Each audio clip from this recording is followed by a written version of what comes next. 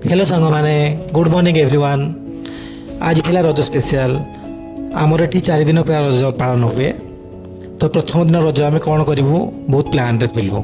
तो से पूर्व दिन प्लान कलु ढेंकानाल डिस्ट्रिक्टर कपिलास टेम्पल जावाई, जहाँकि प्राय आम घर ठू 100 किलोमीटर डिस्टेंस रे आउ ढेंकानाल मेन मार्केट रु प्राय 26 किलोमीटर डिस्टेंस रे मंदिर। टोटाल पहाड़ ऊपर मंदिर, जंगल एरिया पूरा थिला। बहुत बढ़िया, बहुत भल जगह। देखो आम पाखापाखि प्राय पहुँची जाइछु। आपण जोरंदा मठ ना शुणिथिबे, से मठ एठू 15 किलोमीटर डिस्टेंस लेफ्ट साइड थिला। आ स्ट्रेट गले एठू मध्य 15 किलोमीटर डिस्टेंस रे कपिलास टेम्पल थिला। के मस्ती भल जगह देखिकी गरम गरम इडली घुगुनी मजा नहीं गलु, बहुत भल थिला। आ साइड जो राबिड़ी वाला टी देखुंती ना, ये टी स्टल जब भी आसबे आप निश्चय ट्राए करेंगे। ये मटकी वाला मलाई चा बहुत बढ़िया मिले, वाओ। तापर आमे बाहरलु पुणी श्री श्री चंद्रशेखर जो विजयस्थली। टिके आगरे अटकाई देले 2 टका, गेट पास पाई नहीं गले 50 टका।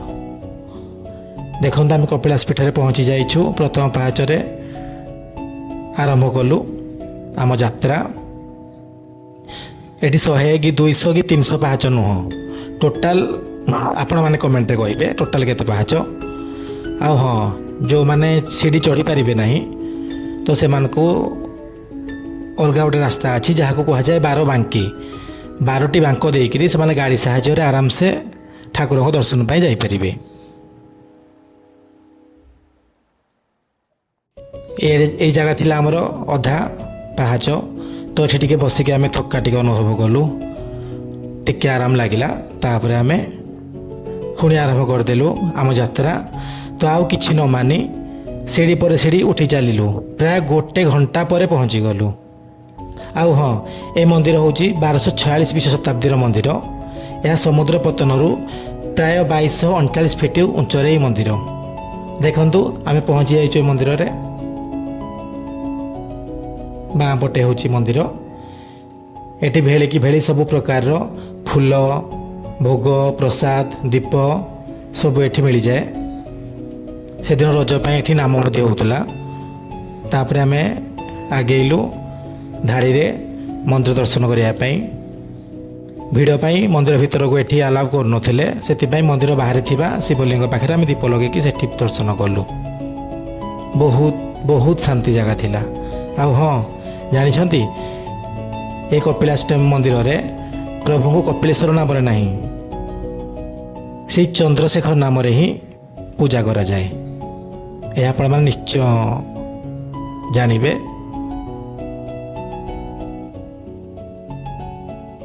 तथापि किछि कम कर नथिलु, भाबिलु 2-3 रील भी कर देले चलिबो।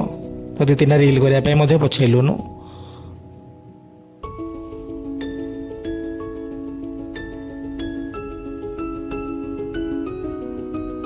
आउ से दिनटा ना बहुत बढ़िया थिला। रजर प्रथम दिन आम खूब मस्ती खूब एंजॉय आसिलु। आउ हाँ, बाटर देखंतु गाँ पिला माने खेमती दोली मजा नौछंती।